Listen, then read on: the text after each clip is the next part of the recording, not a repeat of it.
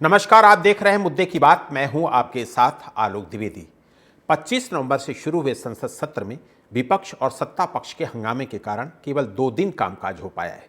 आज भी George Soros और गौतम अडानी के मुद्दे को लेकर दोनों पक्ष अड़े हुए हैं। इन सब के बीच में उपराष्ट्रपति और राज्यसभा के सभापति जगदीप धनखड़ विपक्ष के निशाने पर आ गए हैं।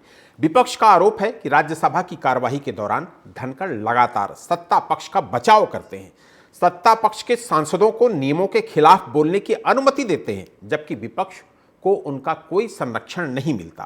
कांग्रेस नेता दिग्विजय सिंह ने तो यह भी आरोप लगाया कि उन्होंने अपने पूरे राजनीतिक जीवन में इतना पक्षपाती सभापति नहीं देखा।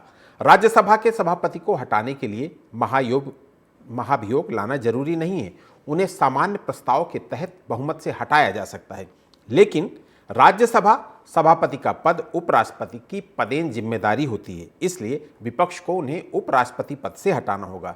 यह प्रस्ताव राज्यसभा और लोकसभा दोनों में बहुमत से पास होना चाहिए। विपक्ष के पास किसी सदन में बहुमत नहीं है। इसके बावजूद विपक्ष ये प्रस्ताव अपनी नाराजगी जताने और सरकार को घेरने के लिए ला सकता है। इसके पहले जब पिछले सदन में उनकी समाजवादी पार्टी सांसद जया बच्चन से बहस हुई थी, तब भी उपराष्ट्रपति के खिलाफ अविश्वास प्रस्ताव लाने की चर्चा हुई थी, लेकिन इसे पेश नहीं किया गया। मगर अब कहा जा रहा है कि इंडिया गठबंधन के सहयोगी दल उपराष्ट्रपति को हटाने के प्रस्ताव पर एकमत हैं। इसमें समाजवादी पार्टी और टीएमसी की भी मंजूरी है, जबकि ये दोनों दल अडानी मामले में कांग्रेस के रुख से सहमत नहीं हैं। इसलिए आज के मुद्दे में हम चर्चा करेंगे कि क्या राज्यसभा में वाकई विपक्ष के साथ पक्षपात हो रहा है, और यह भी जानेंगे कि नंबर न होने के बावजूद विपक्ष ये प्रस्ताव क्यों लाना चाहता है। तो ये तमाम जो हमारे सवाल हैं, उनका जवाब तलाशने के लिए हमारे साथ कुछ खास मेहमानों का एक पैनल जुड़ेगा हमारे साथ। और पिछले 2 दिन से लगातार इस बात पर बहस हो रही है। विपक्षी सांसदों का आरोप है कि राज्यसभा के सभापति जगदीप धनखड़ वो सरकार को संरक्षण दे रहे हैं, सरकार के मुद्दों को संरक्षण दे रहे हैं और विपक्ष की बात नहीं सुनी जा रही है। ये आरोप बार बार लग रहे हैं।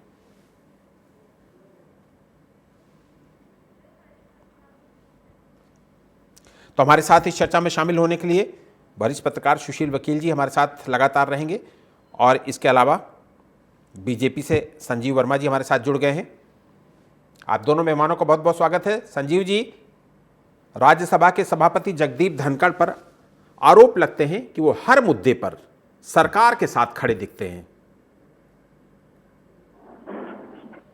देखिए, ये सोच तो विपक्षी दलों की और कांग्रेस की हो सकती है, जिन्होंने एक बीड़ा उठा रखा है कि हमने देश को कैसे स्थिर करना है, अस्थिर करना है, कैसे हमने यहाँ की जो बढ़ती हुई अर्थव्यवस्था है उसको कैसे डिरेल करना है, कैसे हमने जो देश के शत्रु हैं, जो जॉर्ज सोरोस जैसे देश के शत्रु जो लगातार पिछले कई वर्षों से भारत की पनपती हुई अर्थव्यवस्था को देखकर इतने विचलित हैं कि हर पल उनके दिमाग में एक षड्यंत्र वो लोग बुनते रहते हैं, और उस साजिश में नेता प्रतिपक्ष श्री राहुल गांधी जी को भी वो शामिल किए हुए हैं।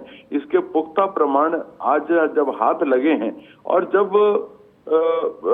जॉर्ज सोरोस की संस्था जो वो एक एनजीओ चलाते हैं, forum for democratic Pacific Asia, जिसकी सह अध्यक्षा श्रीमती सोनिया गांधी जी, जो कश्मीर को भारत से अलग होने की लगातार पैरवी करते हैं, तो ऐसे लोगों के ऊपर जब अपने हाथ जलते हुए देखे, जब आग अपने दामन के आसपास आती हुई दिखी, लपटे आसपास दिखी, तो वो विचलित हो गए, तमा गए और इस प्रकार की अनर्गल बयानबाजी करने लगे।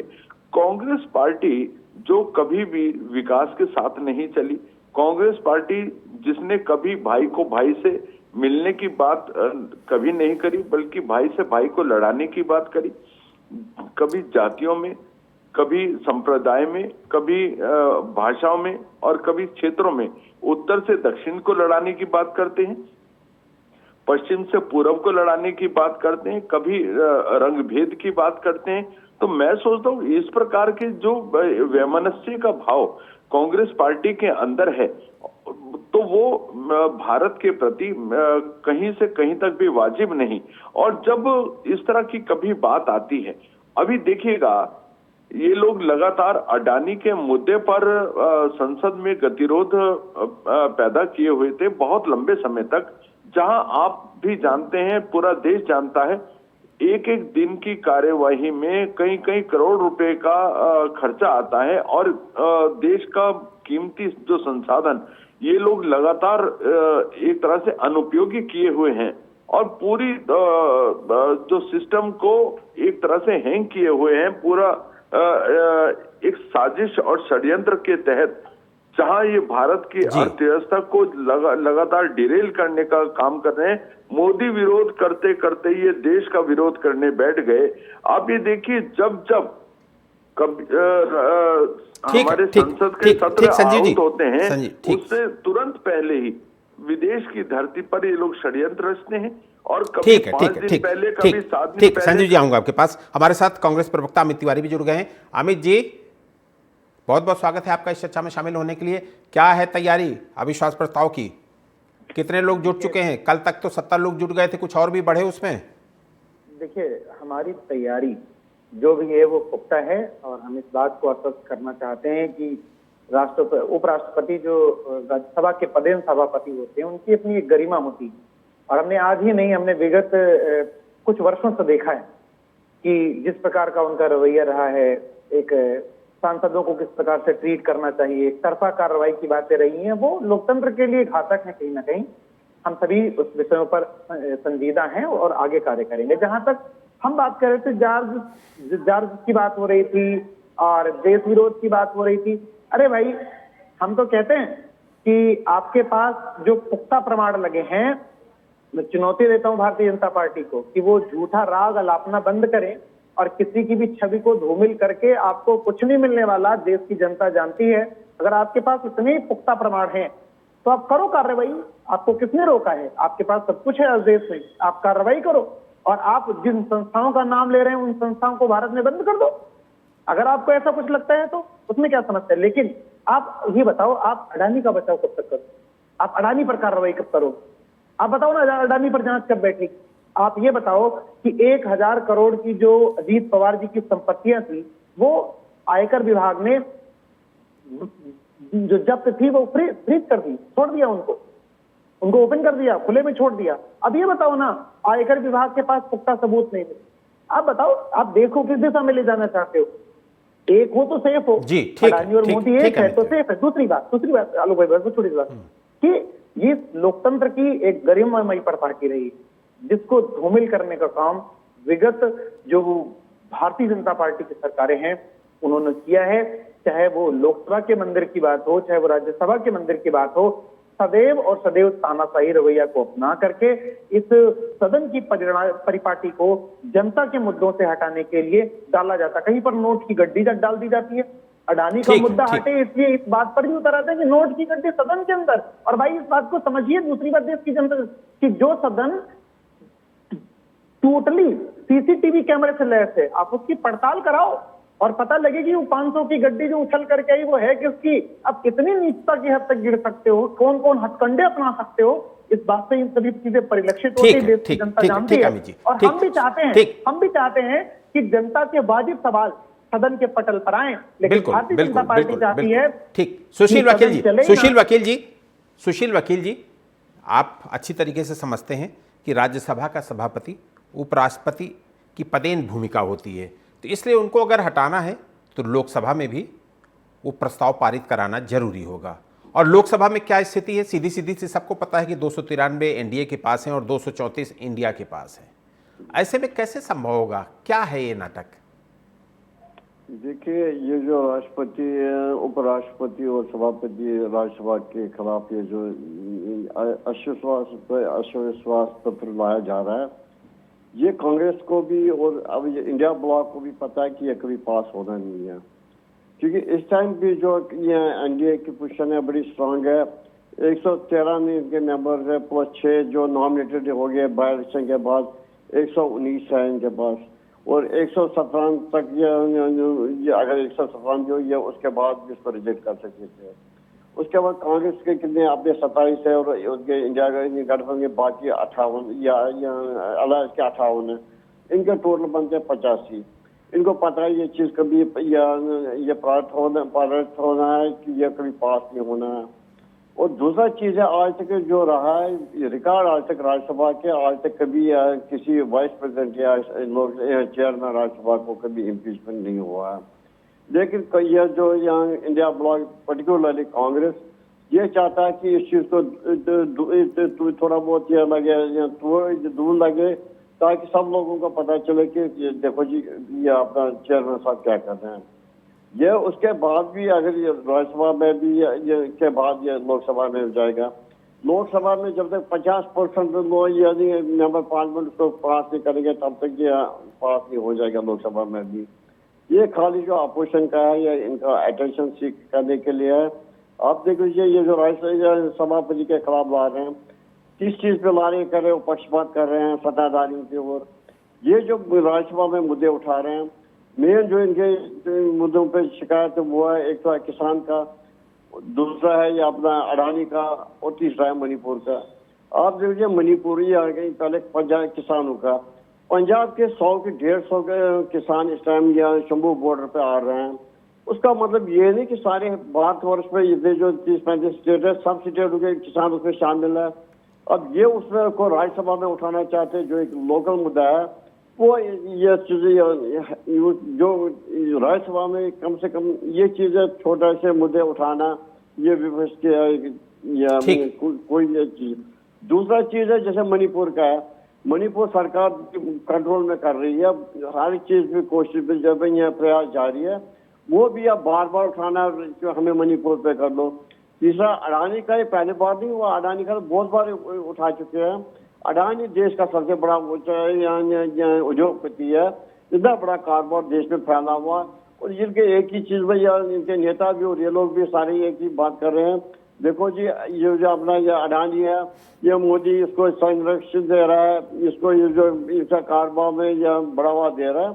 ये चीजें जो है इनका जो सभापति के खिलाफ इन चीजों पर ये उठाना कि ये ठीक सुशील जी। संजीव जी, विपक्ष का कहना है और कई सांसदों का ये कहना है कि उन्होंने इतने पक्षपाती सभापति कभी नहीं देखे हैं। देखिए, कांग्रेस पार्टी जो कभी लोकतंत्र पे कभी इनका विश्वास था ही नहीं, कभी ये न्यायपालिका के ऊपर भी सवाल उठा देते हैं, इलेक्शन कमीशन के ऊपर भी सवाल उठा देते हैं, लोकसभा अध्यक्ष पे भी सवाल उठाए देते हैं, और वर्तमान में इन्होंने राज्यसभा के जो सभापति जी हैं उनके ऊपर भी सवाल उठा दिया है, जबकि वो पूरी तरह से निष्पक्षता बरतते हुए सबकी बातों को बड़े प्यार प्रेम से सुनते हैं, और एक जो सर्वमान्य समाधान होता है उसकी ओर लगातार जाते हैं। किंतु कांग्रेस पार्टी के लिए बड़ी प्रॉब्लम हो गई है कि ये कोई भी बात हो, इनके पक्ष की बात हो तो सब अच्छा, इनके विरुद्ध कोई मामला आ जाता है तो वो सबसे बड़ा शत्रु। तो ऐसे में ये न प्रधानमंत्री जी को छोड़ते हैं, न राष्ट्रपति जी के ऊपर लांछन लगाने में बाज आते हैं, न लोकसभा अध्यक्ष पर लांछन लगाने में बाज आते हैं, और अब तो राज्यसभा के सभापति जी के ऊपर भी इन लोगों ने ये लांछन लगा दिया कि वो पक्षपात करते हैं, जबकि ऐसा दूर से दूर तक कहीं भी नहीं। और जितना सौम्य भाव से माननीय सभापति जी सबकी बातों को सुनते हैं और एक सर्वमान्य हल की ओर बढ़ते हैं। अभी कल ही उन्होंने, जब इन्होंने इस तरह की बातें करी, उन्होंने एक सर्वदलीय बैठक आहूत की जिसमें कांग्रेस पार्टी और इंडी गठबंधन ये लगातार बाइकआउट करते रहे, क्योंकि इनका उद्देश्य किसी बात का समाधान की ओर जाना नहीं, बल्कि सड़क पर एक व्यवधान उत्पन्न करना, सड़क पर शोर मचाना और संसद में व्यवधान उत्पन्न करना। किसी भी तरह का कोई बिल आने वाला होता है तो उसको रोकने के लिए लगातार साजिशें रचते हैं, तमाम ठीक षड्यंत्र ठीक रचते है, हैं। ठीक है संजीव और जी, ठीक। अमित, एक चीज, अमित भाई एक चीज तो समझनी होगी कि ये वही जगदीप धनखड़ जी हैं जिन्होंने कृषि मंत्री को किसानों के मुद्दे पर बहुत सीधे सीधे कड़े शब्द सुनाए, तो वो तो आपके पक्ष की बात की थी उन्होंने, फिर ये कैसे कहा जा सकता है कि हमेशा वो सरकार के पक्ष की बात करते हैं? आलोक भाई, हम सभी जानते हैं कि लोकतंत्र की अपनी प्रणाली है, अपनी परिपाटी है और अपने उद्देश्य हैं और अपने उसके नियम कानून। उन्होंने निजी तौर पे कृषि मंत्री जी को क्या कहा, ठीक है, वो हमारे पक्ष के, वो देश का विषय है और उन्होंने कहा, उस पर हर्ष जताते हैं। हमारा उद्देश्य आलोक भाई ये नहीं है कि हम किसी व्यक्ति का विरोध करें। हम ये नहीं कह सकते कि उन्होंने मतलब हमारे लिए कहा या हमारे पक्ष ने कहा। उन्होंने जो बात कही वही बात तो कांग्रेस पार्टी काफी समय पहले से कह रही है और हम उसी पर तो सदन में चर्चा चाहते हैं। और जब हम उसी पर चर्चा के लिए उठते हैं, हम अडानी पर चर्चा के लिए उठते हैं जो कृषि कानूनों से सीधे सीधे संबंधित थे, जब हम उद्योगपतियों के कर्ज माफी की तरफ बढ़ना की बात करना चाहते हैं, तो वो वहां पर एक सिनेरियो निकल करके आता है कि उन्होंने सदैव देखिए, जब वो पदेन सभापति हैं तो उनका नैतिक दायित्व रहता है कि पूरे हाउस को एक सामंजस्य की तरह बिठा करके चलना। लेकिन विगत दिनों में जो एक परिपाटी देखी गई है, उन्होंने सदैव सत्ता के पक्ष की ओर से बैटिंग की है। आप प्रधानमंत्री की बात करते हैं, अरे भाई मैं कह तो रहा हूं, आप पूरे आरोप कांग्रेस पार्टी पे जितने भी लग रहे हैं वो सब आरोप एक ले आओ पैक करके, आप 1 to 1 चर्चा कर लो। लेकिन सदन के अंदर चर्चा होगी तभी तो देश की खुशहाली के रास्ते खुलेंगे, तभी तो देश की जो समस्याएं हैं उनका हल होगा। जब आप कोई सदन चलने ही नहीं देना चाहते, चाहे वो राज्यसभा हो चाहे वो लोकसभा हो, सब जगह अपनी भाई आप सत्ता में हैं, आपसे सवाल पूछा जाएगा। आप विगत 10 वर्षों से ज्यादा सत्ता में हैं, तो जो समस्याएं अभी की हैं उन पे आपसे सवाल पूछा जाएगा। आप उस सवाल को इधर उधर करने के लिए, इन मुद्दों को भटकाने के लिए आप नए प्रोपेगेंडा तैयार करोगे तो देश की जनता ये भी तो जानती है कि आप सदन में सिर्फ और सिर्फ अराजकता फैलाना चाहते हैं। ठीक आप संजीव, चर्चा नहीं होने देना चाहते और संवादहीनता की स्थिति बनाए रखना। आप संक्षिप्त में जवाब दीजिएगा, फिर सुशील जी के पास चलेंगे। आलोक जी, देखिए, मेरे कांग्रेस के मित्र लगातार एक ही बात का बार बार उल्लेख कर रहे हैं। देखिए, मैं कोई अडानी का प्रवक्ता नहीं हूं, मैं भारतीय जनता पार्टी का प्रवक्ता हूं और मैं इनसे पूछना चाहता हूं, क्या आप बार बार अडानी के ऊपर जो संसद में गतिरोध उत्पन्न कर रहे हैं, क्या अडानी ने व्यापार 2014 के बाद आरंभ किया? 2014 से पहले उनका व्यापार नहीं था। आलोक भाई बस इस सवाल का जवाब दे दें। ये सवाल बिल्कुल कंप्लीट हो जाने दीजिए, संजीव जी को कंप्लीट हो जाने दीजिए। संजीव जी की बात कंप्लीट हो जाएगी, फिर आपसे जवाब ले लूंगा। ठीक आलोक जी, और देखिए, जिस प्रकार से माननीय खड़गे जी जो कांग्रेस के राष्ट्रीय अध्यक्ष हैं, उन्होंने भी राहुल गांधी जी को इस बात के ऊपर आईना दिखाने का काम किया कि ये आप बेफजूल के मुद्दे, ये अडानी का मुद्दा लेकर संसद का जो गतिरोध उत्पन्न कर रहे हैं वो बिल्कुल ही गैरवाजिब है, जिससे वो राहुल गांधी जी भी तिलमिला उठे। अभी इनके जो इंडी गठबंधन के कोलिशन पार्टनर है समाजवादी पार्टी और तृणमूल कांग्रेस, उन्होंने भी अडानी मुद्दे से लगातार किनारा करने का काम किया। तो और जहां पर ये इस तरह की बातें कर रहे थे, जो आरोप प्रत्यारोप लगा रहे थे, उन सभी जगह पर या तो कांग्रेस की सरकारें थी या इंडी गठबंधन की सरकारें थी। तो मैं सोचता हूँ राहुल गांधी जी ने सेल्फ गोल करने का काम किया।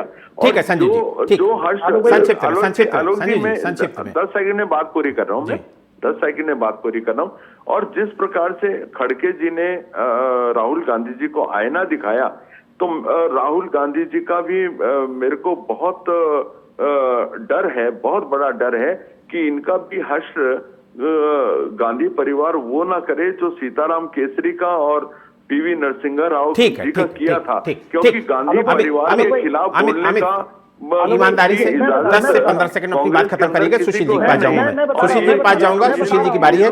भूल जाते हैं कौन हमारे राष्ट्रीय अध्यक्ष हैं, कौन मैं बता प्रधानमंत्री रहा हूँ। हैं और अरे कौन सुनिए ना, कौन सुनिए ना, हमारे सुनिए ना, अब देखिए, अब समय जा रहा है, समय जा रहा है। संजीव जी आपकी बात कंप्लीट हो गई। निर्वस्त्र करके और अपमानजनक तरीके से धक्के मार के बाहर निकाला, तो मैं सोचता हूँ दलित समाज का इससे बड़ा अपमान कांग्रेस पार्टी के द्वारा इससे ज्यादा कुछ हो नहीं सकता शायद। सुनिए तो देखिए, ये दूसरी राजनीतिक दलों पर टीका टिप्पणी करना भाजपा वाले बहुत अच्छे जानते हैं, लेकिन अपने घर में नहीं देखते। हनुमान बेनीवाल जी ने क्या कहा था कि राष्ट्रीय अध्यक्ष को लात मार के अमित शाह जी भगाते हैं। अब बताओ ना, इससे बड़ा अपमान क्या होगा? वो भी तो आपके कोलिशन पार्टनर थे। उन्होंने कहा था मंत्रियों को लात मार के भगाते हैं, उनके शब्द हैं, आप पढ़िए तो क्या था ये। वो तो आपके मंत्रिमंडल में भी थे। अगर उन्होंने प्रत्यक्ष अनुभव नहीं किया होगा तो कैसे बताया? अभी तक तो सुनिए ना, अरे सुनिए ना, अरे बताइए ना, अरे भाई ना, हनुमान बेनीवाल जी पे बात करिए। अब व्यक्तिगत टीका टिप्पणी की है तो उसका जवाब भी तो लो ना, कि मंत्रियों को लात मार के केबिन से भगाते हैं अमित शाह जी, गृह मंत्री जी। आप बताओ ना, आपके राष्ट्रीय अध्यक्ष की हैसियत कितनी है? वो तय सिर्फ 2 लोग करते बैठ करके, ऊपर वाले नीचे वाले कितनी है? सुनिए ना, सुनिए, अरे अब आपकी बात कर लो, आप बात करो। पीवी नरसिम्हा राव जी बहुत समय पहले थे, वर्तमान में 2024 में मंत्रियों को केबिन से लात मार के कौन भगाता है? कौन भगाता है? कौन भगाता है? ये अपमान नहीं है क्या? ये अपमान नहीं है क्या? आप बताओ, अगर कमरे के बाहर अंदर से लात मार के मंत्री को बाहर भगा दिया जाए, आपका कोलिशन पार्टनर कहे, आपका कोलिशन पार्टनर कहे, तो बताओ ना, वो तानाशाह प्रधानमंत्री जी क्या करते हैं? ये अपमान नहीं है नेताओं का क्या? वो नेता किसी समाज से नहीं आते हैं क्या? नहीं आते हैं? बताओ ना एक बार। वही होता है, यही होता है, यही होता है, यही होता है जिस प्रकार से आपने, ये बिल्कुल होता है, ये होता है। आपने वसुंधरा जी का क्या किया जानता है? हर कोई जानता है। आपने वसुंधरा जी को क्या किया वो भी जानते हैं, सबको जानते हैं कि जो ऊपर तानाशाही हावी है। आपने वसुंधरा जी के साथ कौन सा ट्रीटमेंट किया? बताओ ना, ये बताओ कौन सा ट्रीटमेंट किया? दूसरी बात नोटों की गठियां उछालने का काम कांग्रेस पार्टी पहले भी कर चुकी है, जब इन्होंने अपनी सरकार को बचाने के लिए संसद में नोटों की गठियां उछाली थी। मिर्चा लेके जाते हो, कांग्रेस क्या भूल जाती है? अपना अतीत को भूल जाती है क्या? ठीक है संजीव जी और अमित जी, अब सुशील जी के पास चलेंगे। सुशील जी ठीक है संजीव जी, आपकी भी बात कंप्लीट, और अमित जी आपकी बात कंप्लीट, सुशील जी के पास चलेंगे। सुशील जी जी, मानसून सत्र में हम लोगों ने देखा कि धनखड़ जी की जया बच्चन जी के साथ ऐसे ही तकरार हुई, और शीतकालीन सत्र के पहले दिन ही हम लोगों ने देखा कि खड़गे जी और धनखड़ जी की तकरार हुई, और उसके बाद सत्र की शुरुआत हुई है। कहीं ये नेताओं के ईगो की लड़ाई तो नहीं है? आलोक जी देख लीजिए कि ये वहीं खाली राज्यसभा में नहीं होता, लोकसभा में भी ये चीजें हो जाते हैं। कभी कुछ नेता नाराज होकर फिर इल्जाम लगाते हैं, देखो जी स्पीकर साहब ने हमें बोलने नहीं दिया, स्पीकर साहब ये सत्ताधारी ज्यादा ये कर देते हैं। अब यहाँ पे भी राज्यसभा में ऐसा हो रहा है। सबसे पहले मैं अमित जी का एक चीज समझ करना चाहूँ कि अमित जी हर चीज से इनकार कर रहे हैं कि अगर कि कांग्रेस के या इनके ऊपर इल्जाम लग रहे हैं, जो इंस्टीट्यूशन है उनको बैन क्यों नहीं किया जाता, उन पर कमीशन क्यों नहीं बिठाया जाता है? क्या अमित जी इस चीज से नकारा कर लेंगे कि राहुल गांधी और सोनिया गांधी जी चाइनीज एम्बेसी में चाइनीज डिप्लोमेट से मिलने नहीं गए? या क्या इलेक्शन से पहले 4 महीना राहुल गांधी जी अमेरिका में ये अपना इलान उमर जो है, जो इंडिया के खिलाफ वहाँ झाड़ उगलती है, पाकिस्तानी बाशिंदा, उनसे नहीं मिले? जिन चीजों में सच्चाई है वो चीज ये कह सकते हैं कि नहीं जी बिल्कुल कुछ है नहीं। अब जो आप इस चीज की बात करें, आपको याद होगा पिछले साल जब ये राज्यसभा का सत्र लगा था, ये टीएमसी के एक नेता ने मेंबर पार्लियामेंट में कैसे उनकी मिमिक्री की थी, कैसे मजाक उड़ाया था। ये पहले भी हो चुका है, क्योंकि इनका कांग्रेस वगैरह का जो इस टाइम ये देश का हाल है, वो किसी भी चीज से चाहते हैं कि किसी भी तरीके से उनको पब्लिसिटी मिले। इसके लिए वो राज्यसभा सभापति को भी कभी इसमें ला रहे हैं, कभी अडानी जी को ला रहे हैं, कभी मोदी जी को बार बार ला रहे हैं। लेकिन इनको एक चीज भी समझना चाहिए कि देख लीजिए, जब से सदन लगा है तब से सदन कभी पूरी तरह बैठा नहीं। सारा इतना करोड़ों का रुपया ये वेस्ट हो रहा है। स्कूल बच्चों को लाया जाता है, 6 किलोमीटर से आते बेचारे लाइन में खड़े होते हैं, तो आधे घंटे के बाद पता चला क्या जी साधन उठ गया, तो बेचारे वापस चले जाते हैं। इस चीज का तो बड़ा दुख है कि सदन किस लिए है। अगर सदन में बुलाया जाता है कि मसले वो ये कर लो, ये चीज कि सारा सदन को ये करो, हाईजैक करो 3 चीजों के लिए, अडानी हो, मणिपुर हो और बार किसानों का हो, आगे बढ़ो, इससे आगे बढ़ो। देखो जो रियल मुद्दे कंट्री को कन्फ्रंट कर रहे हैं उन चीजों पर डिस्कशन कर दो। कुछ नेताओं को अपना भी वो लग रहा है कि ईगो सिस्टम है कि वो चाहते कि सभापति सबसे ज्यादा समय उन्हीं को दे दे। समय तब देगा जब तो मुद्दे ऐसे हो, अब ऐसे मुद्दे हो जिसपे वो बोलना चाहेंगे जिनका कोई दाम ही नहीं हो। इसलिए ये चीज जो आजकल जो राज्यसभा में चल रहा है, आप जैसे आज से 40 साल 50 साल जो स्पीकर होते थे, मेंबर पार्लियामेंट होते थे, बोलने वाले होते थे, क्या सभाएं चलती थी पूरी तरह। आज क्या हाल है सभा का, वो खिलवाड़ बन गया।